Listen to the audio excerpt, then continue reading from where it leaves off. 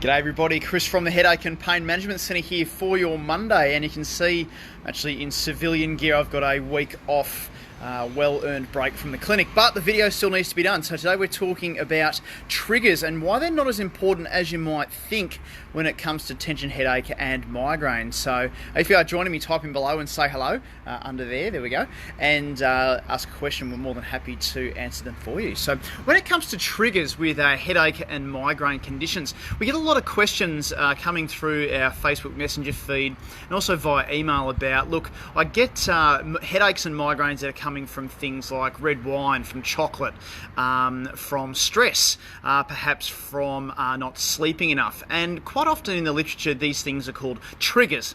And it's about identifying what the triggers are so that you can avoid the triggers with the intent of actually not getting the headaches and migraines anymore. But there's a problem with this way, and there's a problem with this approach. Now, while at some point and at some times there are legitimate things that can cause headache and migraine due to actual allergies. So, you know, if you've got something like celiac disease, or you're allergic to some kind of substance, like genuinely allergic to it, then yes, that can cause an inflammatory response which causes the headaches and migraines to happen. But quite often what we see is things like red wine, like chocolate, bananas, tomatoes, you know, all these sorts of things that might cause migraine. And this is what happens, is that sometimes it happens and sometimes it doesn't. So we often say with people that, you know, if I can have half a glass of wine, I'm fine, but if I have one glass of wine, I'm good.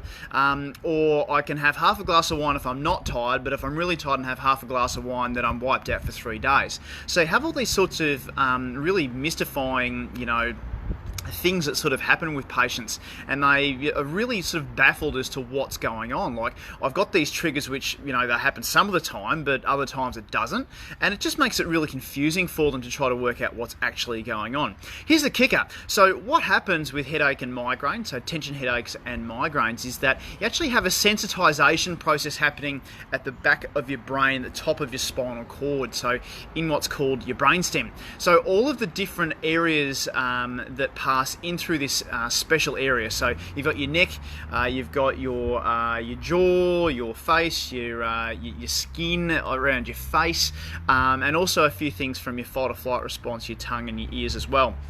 And also, of course, the filling of the blood vessels inside your brain also have an influence here. So all of those different paths go into the same part of your brain. And what happens is that part of the brain becomes sensitized. So if there's anything that's out of the ordinary for any of those things, then all of a sudden it starts to become a bit of a problem. So if you've already got a sensitized system, right, and then you have something that impacts either the serotonin level that's going through your bloodstream, or perhaps the blood pressure going up or down, then those normal changes in serotonin, those normal changes in blood pressure, those normal changes in posture perhaps, start to cause a headache and a migraine to happen when generally it shouldn't, and normally it doesn't.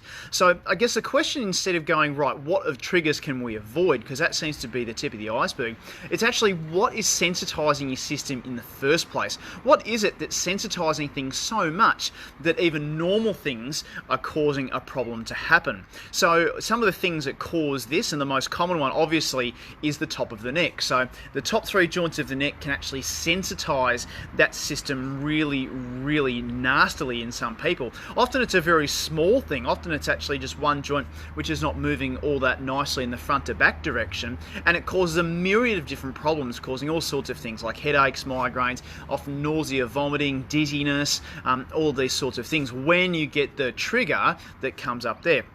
I've got a question here from Samantha. Here it is. I feel like mine start in the suboccipital area. Yes, that's exactly right. So that's what I'm actually talking about there, Samantha. So where we're talking about is the top of the neck, bottom of the skull, sort of right up the top there. And where you're describing would be the joint between the skull and what we call C1, so the top vertebrae, and also the skull. So those joints themselves can actually cause some input to go into your brain, so that when you have something that triggers things off. It might be a hormonal change, if it's that time of the month, or if you have some kind of food trigger, then all of a sudden you get this pain that starts in the suboccipital area, and then it just sort of blows up, comes over the top into the eye. It might cause a thumping sensation into the head. So the point of the matter is that if your neck is actually stiff and causing this to happen in the first place, then all of the other things that are normal changes, to blood pressure or serotonin or things like that, actually start to cause issues.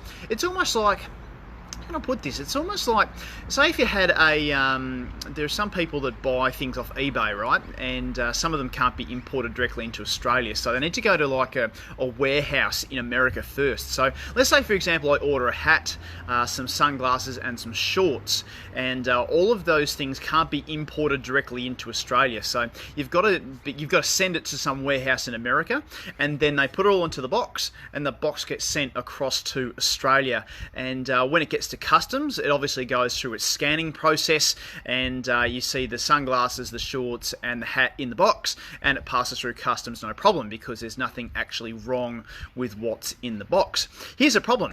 If, say for example, the warehouse had some kind of nasty person in there, and in this box had the hat, the sunglasses, the book, and then someone puts a bag of like anthrax into the box, so it's all packaged up in the one box and sent to customs in Australia, and obviously it gets to customs in Australia and the alarms go off. It goes absolutely bananas. The red light starts to shake, the alarms go off, the dogs start to bark, the riot squad comes in to work it out. Now obviously there's nothing wrong there with the sunglasses, the hat or the book in the or the shorts in the box, but the whole box is being shown as being dangerous because there's anthrax in it. Okay, so on its own, the shorts, the sunglasses, the book and the hat are actually all pretty good, but because the box has anthrax in it, the alarm system, if you like, says that it's actually really, really dangerous, and that box should be treated with absolute caution, and it shouldn't go near it.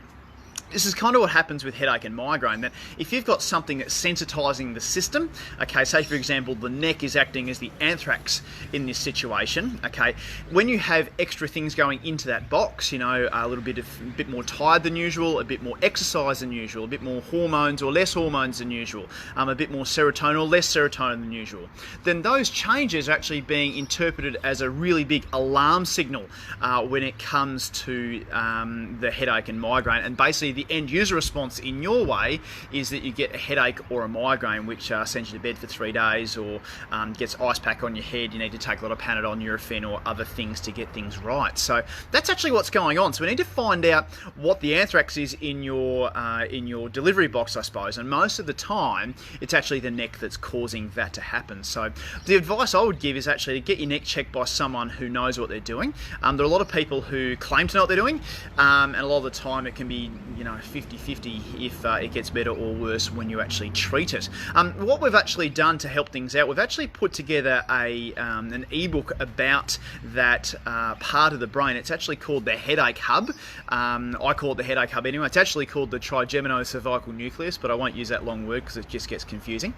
We've written an ebook about that, and if you're interested in actually getting a copy of that, I'm giving it away for free today. So if you're interested in that, just type in below ebook into the comments, and we can actually get that sorted for you, so that you can send the information across, have a read through what it's all about, because that's actually what it's all about. It's actually finding out what's sensitizing the system in the first place, so that we can actually get your headaches and migraines under control. So if you are interested in that, type in ebook in the comments below and we can shoot a copy to you via your Facebook Messenger. Hey, I hope you're having a good Monday. It's a bit dreary, a bit cloudy out here. I'm actually in Ipswich at the moment, just having a bit of a breather out to where I used to live and where I went to school.